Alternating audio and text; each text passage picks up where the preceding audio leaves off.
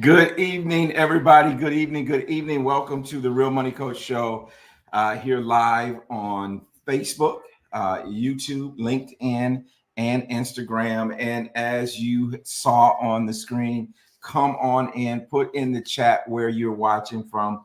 We're going to have a very important conversation tonight. And you need to be here to hear this conversation, to get information, to be informed of what is going on in the political landscape. Uh, I just want to just thank everyone for last week. We had such a wonderful engagement. People were in the chat. I heard a lot from people afterwards as we were talking about part one, our part one anyway, of the Project 2025. And we're going to continue that conversation tonight. We're going to continue that conversation for the next 6 weeks because we want to inform you, the voters, our viewers, of what is at stake in this election. And as you know, right now, the Democratic National Convention is going on. Thank you, Timothy Day, for being here from Durham. Thank you, Kimberly McGuinn, for being here from Charlotte, the greater Charlotte area, and specifically from my Mount Carmel Baptist Church family. We got a member with us tonight. We're going to have a great time and we're going to enjoy. But I really, and again, I wanted to just express a little bit of why I decided to do this, is that I wanted to do my part in this political process, not to necessarily sway people one way or the other, but just to inform you.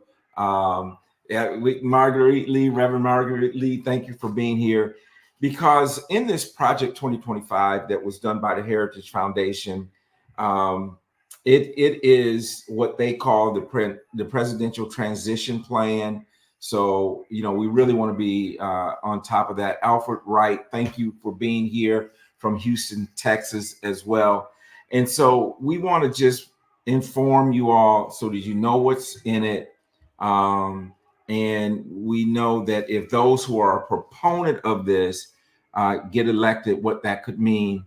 And again, we want to talk about the ticket from not just the top at the federal level, the presidential campaign, but all the way down to our local, even city government. I would say even to your PTA. You better understand who you voting to be on the PTA at your school. So we want to do all that and in everything in between. So without any further ado, I'm going to bring on my co-host, Mrs. Michelle Mitchell, and see how Michelle's doing. Michelle, how you doing? I'm good. Tony, how you doing? I'm excited. I'm really excited about this whole series that we're doing.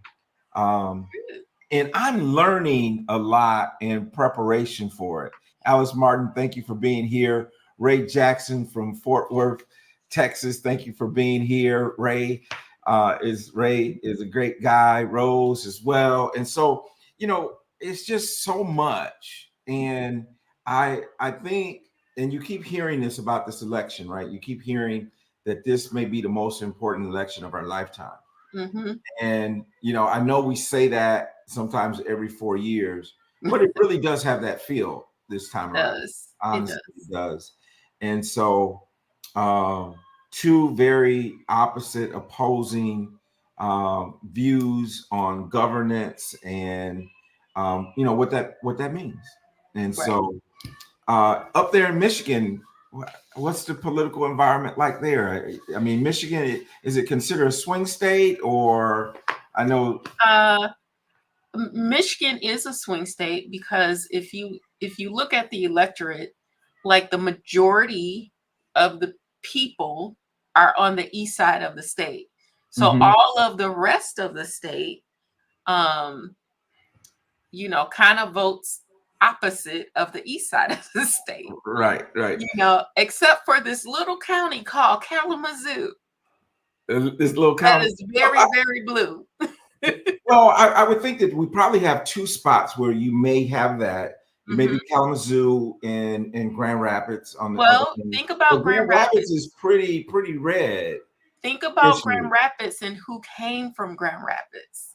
The DeVos and those. No, Gerald Ford. True. President. So Yes. So it's very conservative. Right. Um, the people on the west side of the state are definitely more conservative than people on the east side of the state. So Wayne, McCollum, right, Oakland right. County, that But because Metro the Detroit. population is so heavy, it tends to shift the electorate. So Absolutely. yeah. Errol, thank you for being here. Errol from Florida is in the house. So yeah, and so I think it's so important as we talk about individual states.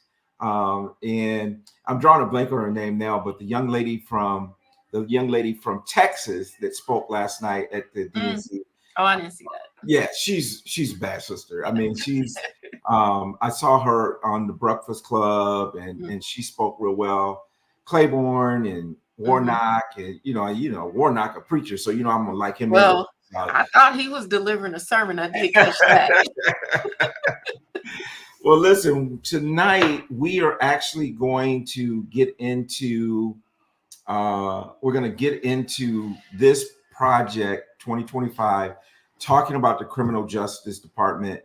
And I called it, in many things, I called it criminal justice reform, but probably the proper name would be the elimination of criminal justice reform, because that's really what they're out to do.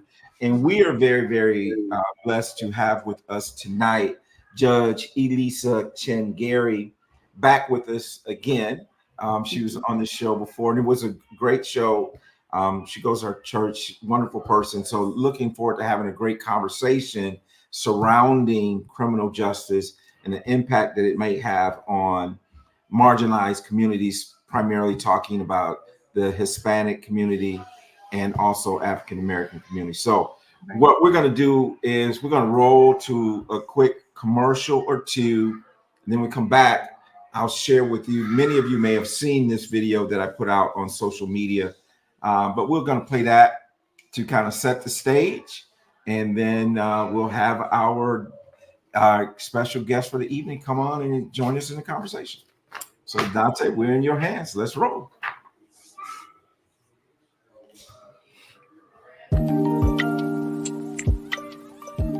Do you have passion for your business but feel like your finances are falling short? Running a business takes more than a great idea. It takes a solid financial plan. Mitchell Consulting can help you turn your passion into profit with their financial advisory services. Get the financial guidance your business needs. Contact Mitchell Consulting to learn more about their passion to profit capabilities.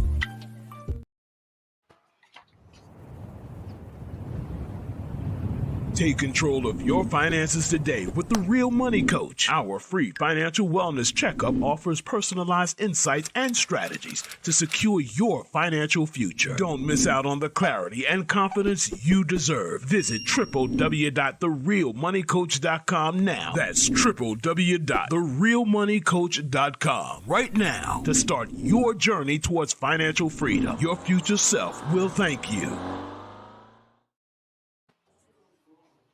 All right, Michelle, for those who, and let me remind everyone, the podcast is there. If you happen to miss this and you just want to listen to it on Apple, Google, Spotify, any of those, it is available as a podcast. For our podcast, thank you, Ms. Thornton, for being here. Good to have you here as well. How do people get in touch with you that might be listening and not necessarily seeing the video? Sure. I'm going to direct you to our website at mitchellconsultingservice.com, and you can reach out there. There's a pop-up to join our financial empowerment roundtable, and it's free. So you should join. And Michelle, you're going to be attending or speaking somewhere. I think I saw that here recently too. Something coming up that you were kind of excited about, man. Oh, yes. I will be attending Appy Camp. That's what it was. In September. Yeah, I will be attending Appy Camp. Now, what is Appy Camp? I'm not familiar. So Appy Camp is for accountants who are emerging in the educational space, or the writing, the training, things like that. So we are being trained by some of the best and being introduced to fintech companies who Got it. would use our services. So I could train or I could write for any of these fintech companies. Well, awesome. Congratulations on that. And for those of you who do not know, you can simply go to therealmoneycoach.com, and that's where you can connect with me. You can schedule an appointment with me. And I really do want to encourage you to take the free financial wellness checkup. Find out where you are in your finances. And, you know, it's kind of one of those things we got to look under the hood to kind of see what's going on and do some directions there. I have a couple different speaking engagements coming up where I'll be presenting, and they're all ladies groups, right? So there's the professional ladies of upstate for South Carolina. Then there's a Mary Kay group in Fayetteville. Right. And then there's also another ladies group here in Charlotte in a couple of weeks that I'll be I moderating. want to go to the Mary Kay group one. I told you, just come on. It's nothing but a plane ride. Come on, you can go. And two, Kim Jacobs from the Power Networking Conference, I was on her show yesterday. Oh, were you? Okay, awesome. I was on her show yesterday. So I think we should have her on the show. Yep, we definitely should do that. Reach out to her, let her know that we want to bring her on the Real Money Coach show. Cool. So listen, we're going to get into our topic this evening. So what I think we'll do is, why don't we go ahead and bring our guest, our special guest on. Again, it is Judge Elisa Chinn-Gary. She's the Mecklenburg County clerk, superior clerk, okay, and judge of probate. I think I got it right. But I'll put it this way. She in charge of the whole court. Okay? Right, she in charge, right? Put it that way, right? She, like you know, it's like here and then down. So right. Very powerful position. Very big heart. So without any further delay, let's bring on Judge Elisa with us. There she is. Great evening, everyone. Welcome back. It is phenomenal to be here. Yeah, it's great to have you back. It's great to have you back. We love when guests come back and when you share as much and as rich of conversation we had before. When I thought about this topic of the criminal justice reform, some of the things that's in Project 2025, and I think I did mention this in some emails and stuff that I put out. This is actually chapter 17 of that 900-page document, starting on page about 541. So if anyone wants to go back and actually look at it, you're welcome to do that. But I did put out just a really short, brief promotional video, and I think we're going to show that now, and then we'll come back and start to dissect it a little bit.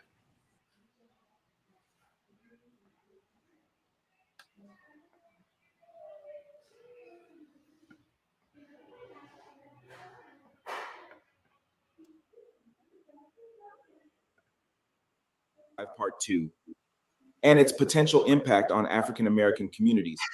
On Tuesday, August 20th at 8 p.m., we'll explore how expanded law enforcement could worsen economic inequality and perpetuate cycles of poverty and incarceration. This portion of Project 2025 is found in Chapter 17 of the 900-page document. Project 2025's expansion of law enforcement and capital punishment may disproportionately affect African Americans. Despite being 13% of the U.S. population, African Americans represent 33% of the prison population, highlighting systemic racial disparities in the criminal justice system. The economic impact of overrepresentation in the criminal justice system is significant. Incarceration disrupts employment, leading to long-term unemployment, which exacerbates the wealth gap between Black and white households. The median wealth of white households is nearly 10 times that of African American households, a disparity that is only widened by the economic consequences of mass incarceration. Increased law enforcement efforts under Project 2025 could lead to more encounters between African Americans and police, fueling the cycle of incarceration. Racial bias in policing and other discriminatory practices result in higher arrest and incarceration rates for African Americans. The financial burden of the criminal justice system on African American communities is severe. Legal costs and loss of income due to incarceration push families further into poverty, contributing to economic marginalization. The emphasis on capital punishment under Project 2025 is concerning. African Americans are disproportionately sentenced to death, especially when the victim is white, reflecting systemic racial bias in the justice system. According to the Death Penalty Information Center, African Americans make up 41% of death row inmates, despite only comprising 13% of the population. Project 2025's expansion of law enforcement and capital punishment could devastate African American communities. It risks perpetuating poverty, exacerbating economic inequalities, and entrenching racial disparities in the justice system. Join us for this very important conversation on the Real Money Coach live show on YouTube, Tuesday, April 20th at 8 p.m. Eastern. With our special guest, Judge Elisa Chinn-Gary, we will delve deeper into these issues. Subscribe to our YouTube channel so that you will be notified when we go live. Thank you for watching, and we hope to see you there. So here we are. So here we are. I just want to just give 5 points, and then I want you guys to kind of, let's just dive into it. So the emphasis on law and order, Project 2025, there's 5 bullet points here. Increasing policing and surveillance to maintain law and order. Number 2, expand police forces and increase funding for law enforcement agencies. Implement advanced surveillance technologies. Advocate for tough on-crime legislation that imposes severe penalties for a wide range of offenses, and then prioritize incarceration over rehabilitation. Wow. Now, Wow. you just dropped the mic, Dr. Chin-Chi.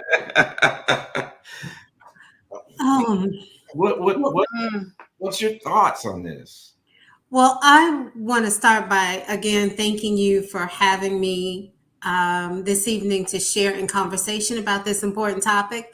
Thank you for bringing all of the intricacies of Project 2025 to the fore, because 900 some odd pages, it is difficult to read the fine print of this plan. You know that Willie Lynch had a plan.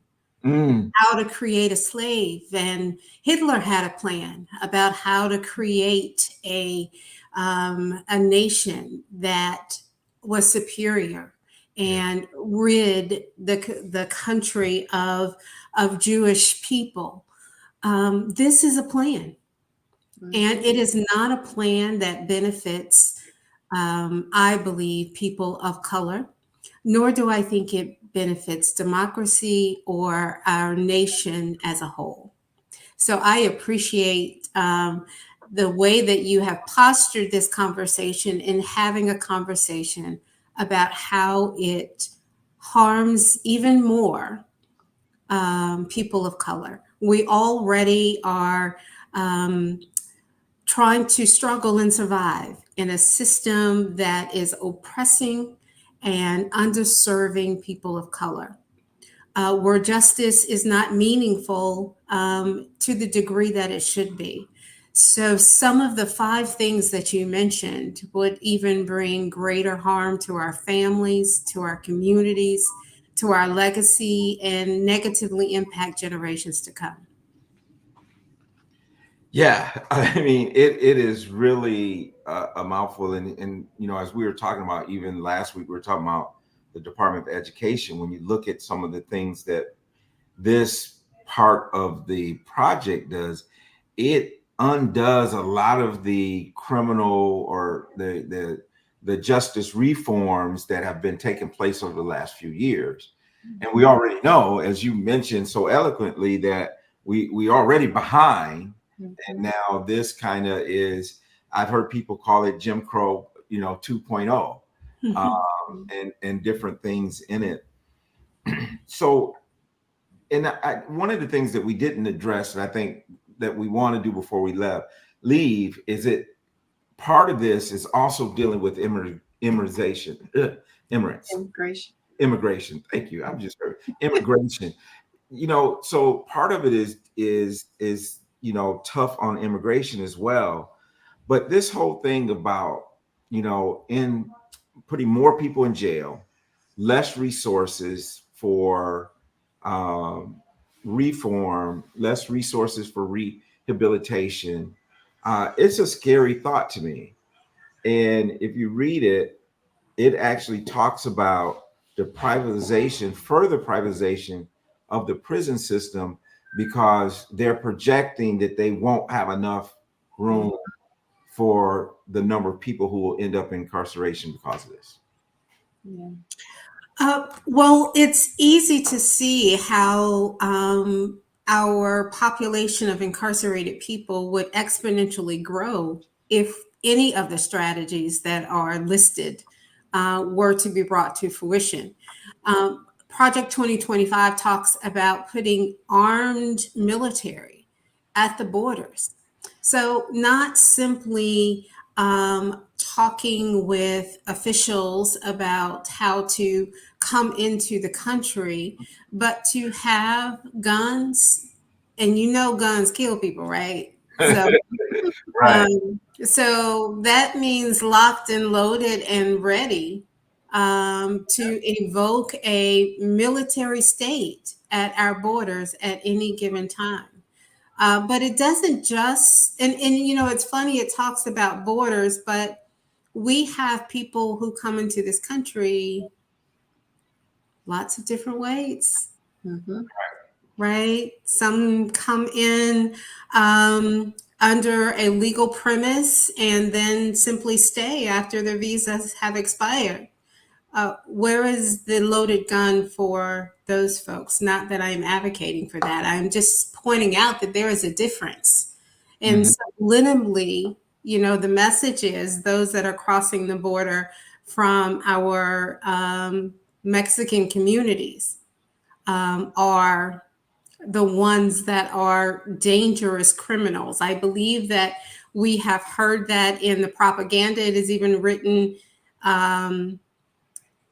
in Project 25 that these are dangerous folks entering the border.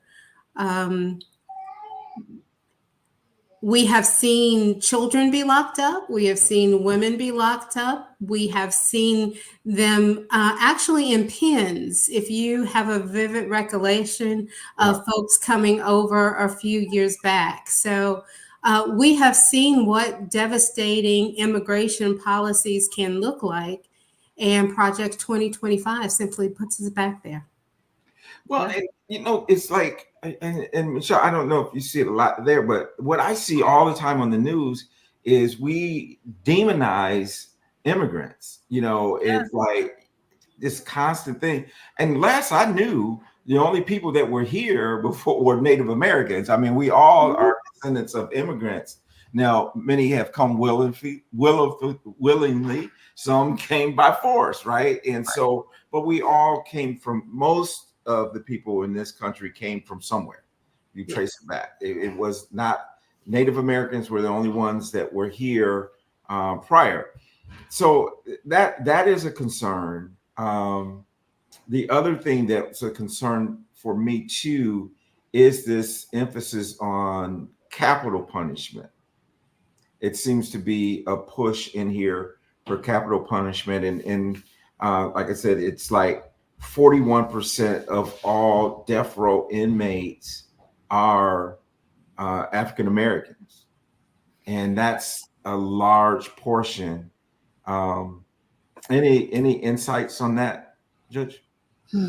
I was not surprised, but nevertheless disheartened in Project 2025, where it actually calls for the elimination of the 44 people who are now on a federal death row. The print should have said, come on, let's get on with it. How long are we going to let them sit there? It was just that obvious. And while there may be 44 federal people on death row across this nation, there are thousands. Mhm. And we have had a moratorium on the death penalty in many of our states. And that's not because we had a change of heart. That is because we had evidence exonerating so many people on death row that it was clear to anyone with a conscience that our justice system was getting it wrong. And so, without a review, Project 2025 literally calls for 44 people being executed. Right. Wow. That, I mean, and that's, it's there in the writing. And Yeah. so, um, and I think about all the stuff that we're talking about, and you remember the war on drugs, right? That was kind of instituted by, I believe it was Nixon, and then taken to another level with Ronald Reagan, where, it was this war on drugs. And then I think even after that, Bill Clinton had 3 strikes and you're out. We've had these types of things happening before that's created these disparities in the justice system. And it seems like this kind of takes us back into some of that. Yeah. I would agree. It takes us back, and it inflates it even further, probably further than we could imagine. It Project 2025 talks about even putting local district attorneys who are responsible for prosecuting crimes under scrutiny, trying to challenge their individual community decision making. So there is also this conversation about doing away with decrees that the Department of Justice has put in place to raise the standard of performance in law enforcement all across this country. There have been decrees in Baltimore, in Missouri. I happen to know we've had at least 1 or 2 here in Charlotte. So there have been agreements that law enforcement has made to improve the standard of their training and of their performance out in the field. Project 2025 says we don't need that. We don't need decrees that improve the standard of law enforcement. And you have to say, well, who does that hurt? I think you said that at the top of the show, that hurts us the most. And it's just like, it's this erosion of trust. And one of the things that maybe, Michelle, you can lean on this too, is one of the things that I think that people misconstrue is when we start talking about criminal justice reform, we're not talking anti-policing. We're not talking anti-law enforcement, but we just want fair and equal treatment under the law. I agree. Fair and equal. Fair and equal, right? Mm-hmm. And then the economic impact of the folks who are incarcerated.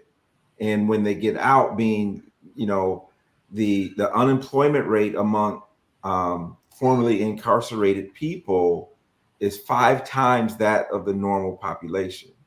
Yes. And, and I understand, there's consequences for breaking the law.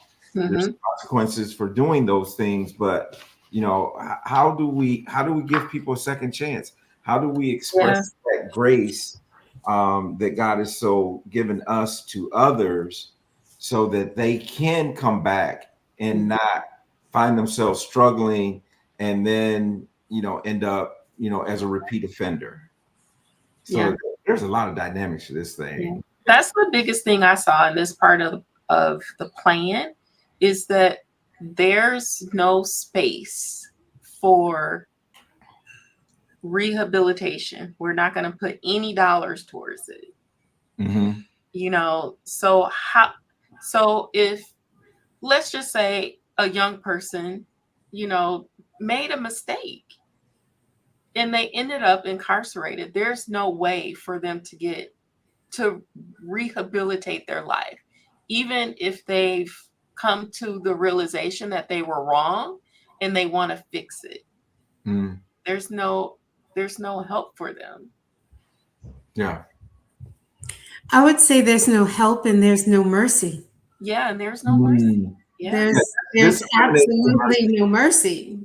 Who puts forth a plan for justice without extending any opportunity for mercy? Mm-hmm. The plan also talks about having governmental employees that are handpicked. Yes. You know, same political alliance, one could argue, same principles and values that have been demonstrated as loyal to the principles of Project 2025. It talks about governmental employees who are now protected under a couple of different acts, losing those protections, and that they would be able to be terminated and replaced at the wink of an eye. And we saw that all throughout the Trump administration. It was hard to keep up with who the cabinet was because it kept changing hands. And we could see in the media that it was changing hands because they refused to go along. They had a different idea. So there is quite a groupthink that is being implemented in Project 2025. Don't have a mind of your own. You got to follow the program, follow the project, right? So, yeah, very, very interesting, very scary. Mm-hmm. I don't know if any of you remember or watched the movie 13th, and the movie 13th, you can check it out on Netflix. It's about the privatization of the prison system. I think I did. Yeah. And there's a big part of this Project 2025 that focus on the privatization of the prison system, that it becomes profitable. And so, of course, if you want a larger free workforce, then you have more people incarcerated. That's more free labor. Have you saw, and I know there's a little bit of that, I believe, even in North Carolina, where there's some privatization of, or at least the operation of some prisons or something. Any insights that you might have on that from your seat? Well, I think we can talk about 2024, or we can talk about 1824. You know, we can talk about really being locked down and forced to do the work so that others profit. North Carolina in particular has a rich history of convict labor. Charlotte is still enjoying the wealth of that history. We're known as a banking institution, but we had a lot of what they called convict labor at the time, building roads. We had a major portal here in the Charlotte community that actually leased out inmates to other parts of the state in order to build roads. We know that historically,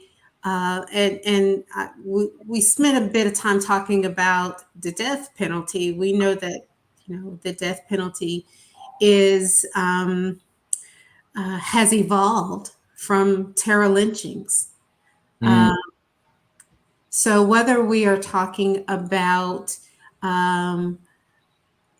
our community enduring lynchings, whether we are talking about mass incarceration, whether we are talking about today and the system of building wealth off of incarcerated people. It looks the same. It's just seasoned a little differently from Smell the same. century to century. Got the same stench. Yeah. So, and of course, I think as we look at some of these things and we look at some of the progress we made from Black Lives Matter movements and some other things, I'm concerned about the police brutality, racial profiling. Those type of things could really go to another level. We know they already exist, but what would it mean if there's no body cams, if there's no accountability? And then the other thing was the mandatory minimum sentences that taking away some of the judges. In my understanding, and you can help me, that takes away some of the judges' discretion in terms of sentencing. Is that how that works? That's absolutely it. It really creates the sentence before a guilty verdict is established. So it takes the power out of the jury's hand. It takes the power out of the judge's hand. It places it in the legislator's hand. And in this situation in particular, the whole premise of Project 2025 is to build power at the top. It is not about shared leadership. It is not about what is happening in our communities. It is not about our efforts to bring people back from incarceration and help them re-enter the community. It is about setting a very harsh policies at the top that we all will have to endure. I too was very concerned about federal law enforcement being engaged in local communities. Project 2025 says that they should not be concentrated in DC. They should be dispersed in the field all across this nation. And I run into the sheriffs, our local deputies, our police departments from Charlotte to Pineville to Davison. I very seldom run into a federal marshal with a gun and a badge. Imagine that at every corner. Imagine those folks patrolling our neighborhood. What a different tone that would bring to have federal marshals in our neighborhoods and in our schools at another level. It would really change our country. And I think somewhere in the premise of Project 2025, like that first mandatory preamble, they said that it is not about making minor changes. Major. The goal is to make swooping changes to how this nation is governed. And I also want to say that I am hopeful that it will not come to fruition. I do want to make that shift for sure. Because that was very dark and scary. Right, because we've laid out the dangers, right? We've laid out the horror of all of this, and so I do want to shift, and I know it talks a lot about the FBI and restoring, what they call law and order and all these types of things in there.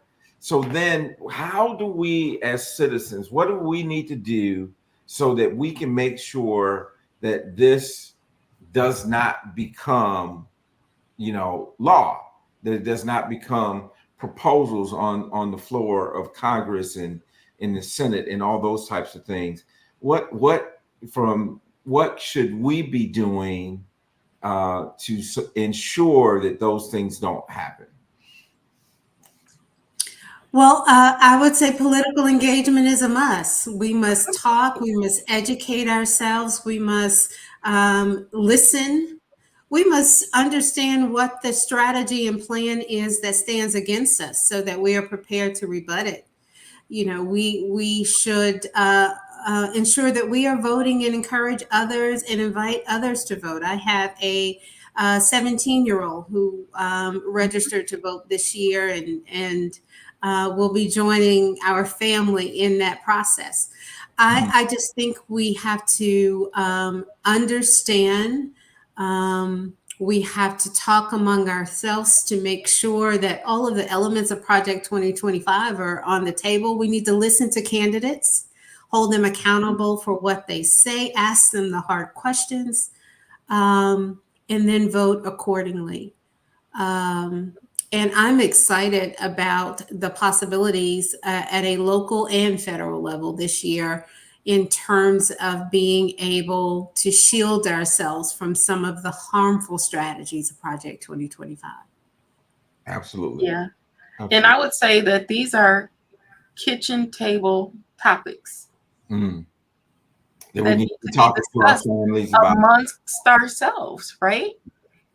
Yeah. Well, and one of the things I did get some really positive feedback from last week. I had someone tell me that they decided that they were going to have a watch party for Thursday night in terms of the DNC.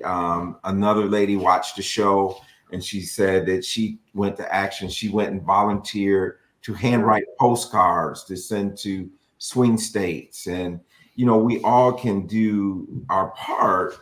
And I think we have to do more than our part. I mean, it's like we can't sit on the sidelines and say, if we shoulda, woulda, coulda, as Hillary Clinton said the other night, we need to make sure that we're voting your conscience, right? And so I don't want to be, I think it would be remiss to say that there's one part of this criminal justice part that I haven't studied it in great deal, but it talked about victim rights.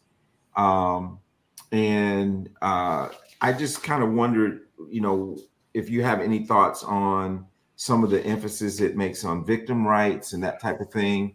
On the surface, it seems like that could be something that's good, but what's your thoughts on it, Judge?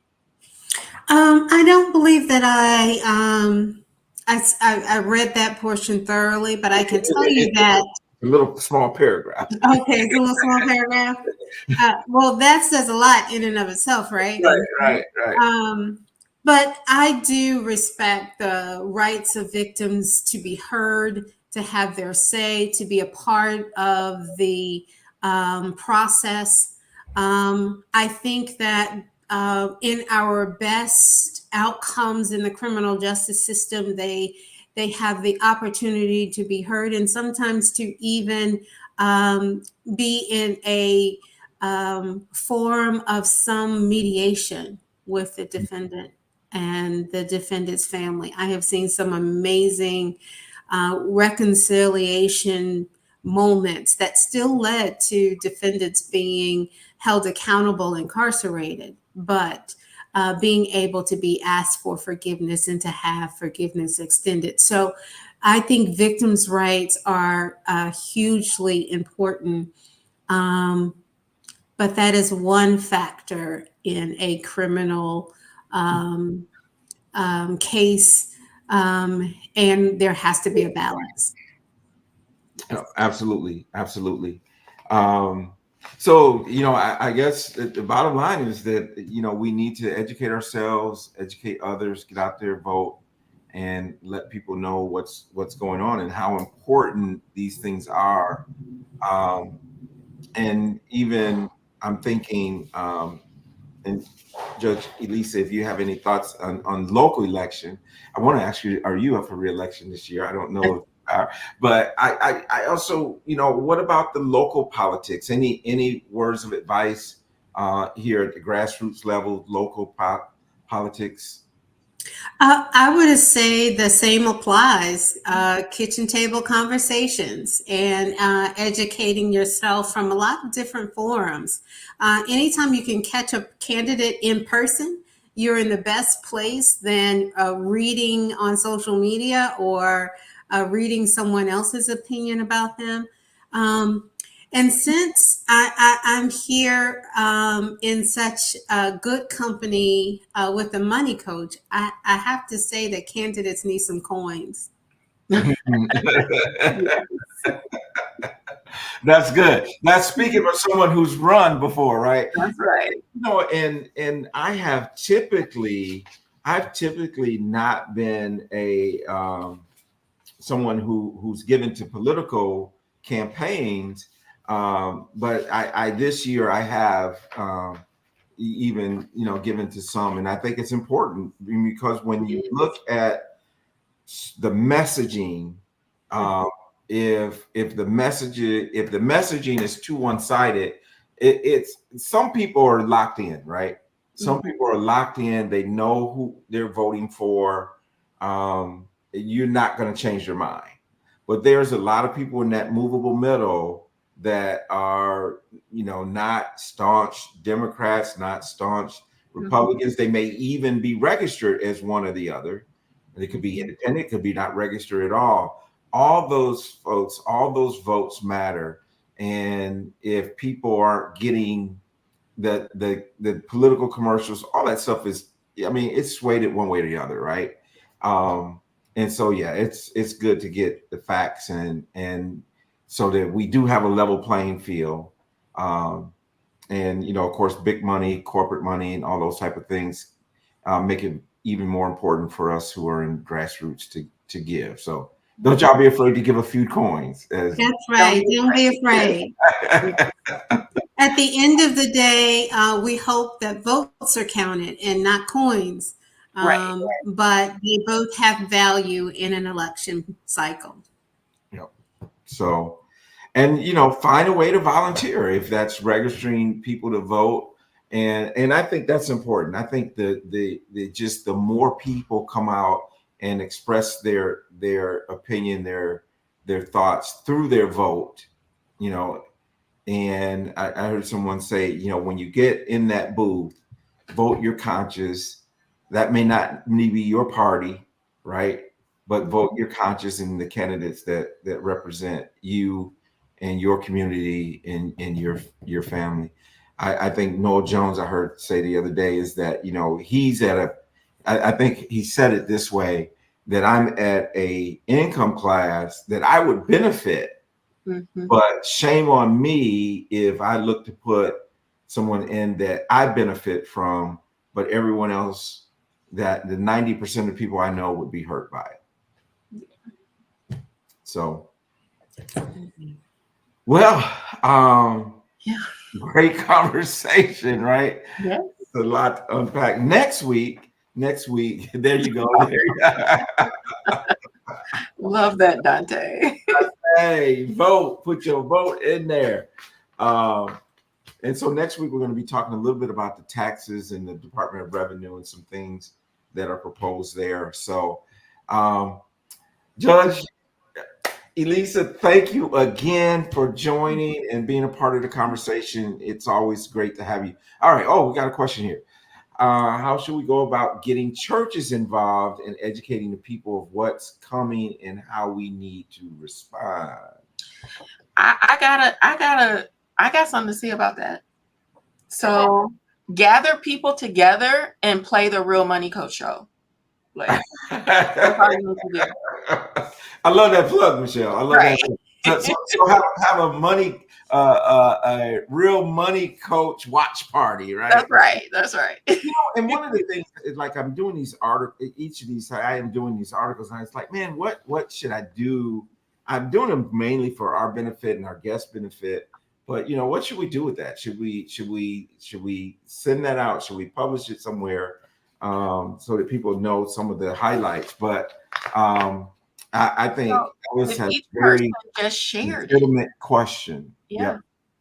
So, and oftentimes, now this is one of the difference between what I see north versus south. I think that the churches in the South, from what I've seen, are much more engaged in the political process than churches in the North. I think in the North, we tend to be a little bit more careful about not talking about politics from the church. We leave politics outside the church doors. Outside the church. Yes. But we got to minister to the whole person. That's I mean, it's we got to, you live outside of those 2 hours on Sunday morning. Mhm. So we have to administer. So I do think that, and I think that even, when we were going to school up north, Michelle, I mean, I can remember, and it seems crazy, but I remember, we were part of the National Association of Black Accountants, and I remember them telling us not to put that on our resume. Yep. I remember them telling us that. Yeah. Don't put that on your resume. Yeah. And I'm like, But that's part of me. when I sit down for the interview, they gonna know. Exactly. When I sit down, they gonna figure it out that, and so but I think we do have a lot of biases and prejudices against anyone who doesn't look like us, right? Mm-hmm.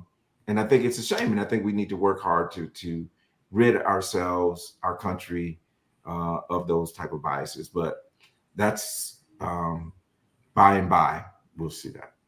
Yeah. Well, that's what we're working toward, one election at a time. So, one election at a time. One election at a time, one office at a time, and organizing communities and states at a time. So I am very optimistic, as I said before, and I want us all to keep the faith. Yep. There are good things ahead, despite what the fine print of Project 2025 says. I am covered and in God's hands. And I know that many of your listeners feel that same sense of faith. So we are going to be good, and we know the assignment. Know the assignment. Yes. All things work to the good. That's right. Them that love the Lord, to call according to his purpose. And so we're going to be all right, because we got God. God can work through. If we've come through I think about what people have been through, our people, God's people. I mean, we've been through it, right? And God has never forsaken us. And there's no reason to believe, whether someone sees a document and they put a name on it, Project 20, that God is going to leave us. He's still on the throne, and it's going to be okay. But we have to do our part, because the faith without works is dead. And so we have to work as though it all depends on us. We have to believe and pray as though it all depends on God. And then we'll be all right. All right. Any last words, ladies, as we sign off? Been another great discussion. I just thank you for the opportunity. Invite me back. You're going to be back. Thank you so much for your willingness to come back and have these discussions. It's important. So with that, everybody, have a wonderful, awesome evening. We'll see you again next week. Same time, same place. God bless you. Take care. Have a good night. Good night.